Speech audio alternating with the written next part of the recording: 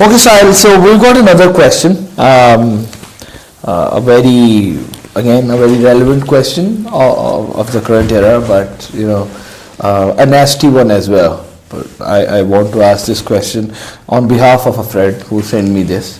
And the question is, why should we hate the mullahs and maulvis of the world? Let me repeat. Why should we, as people, normal people, hate the maulvis and mullahs of the world? So this question comes from a friend who is currently fixated on the idea that the maulvis are the core reason of evil in the Islamic world. Okay. Yeah, I know what you mean.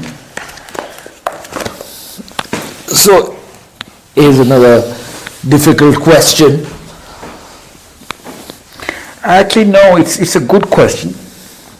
In a way that it represents the actual perception of the whole clan of people who are representing religion. And the answer is no, we shouldn't hate the mullahs. We should not hate the Maulvi. Okay. That's the straight answer. It's a short version of the answer. But I know what this question is way deeper than this. Yeah. He didn't ask, should we? He said, why should we hate him? Because there's an inner cry saying, I don't wanna, but I still hate him. And there's a wider, the problem has a wider spectrum, and this hue and cry is from an inner subset of the real problem with our generation, our era. Let's not talk about generation. Let's just talk about the last few hundred years. Yeah. And not even that, because mullahs were a very influential power in the last 300 years, till the last 400 years. If anything, they were the only thought leaders of not just the world, but specifically our area in our region, from Persia to India. They were formidable names who were actually the top philosophers, and they were arguing in the finest possible way against the biggest tyrannies of the region here. Not just here, but everywhere. But I'm talking about relevantly here, because I do not know whether everybody hates the Maulvi the way Pakistan, Indian, Bangladeshis hate the Maulvis here. I think we have a way bigger, disgusting impression psychologically, and people are against putting their kids in the Madrasa. Yeah.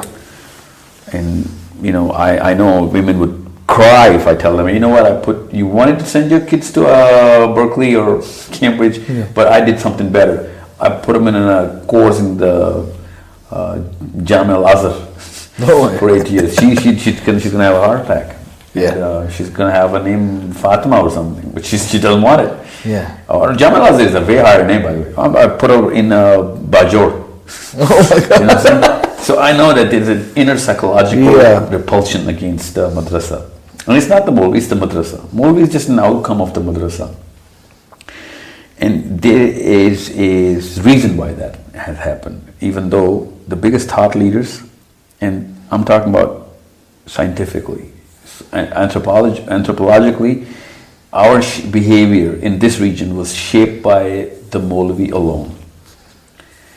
Jinnah had lesser influence on this region. Gandhi had lesser influence on this region than Ahmad Raza Barelvi. And if I give you a little bit of a hierarchy of how many people in a descending order, not descending order, but at least in the top 5 names that I know that have created a far bigger influence on this region in terms of mental growth, thought leadership, and those were all religious people. You cannot name an atheist from here.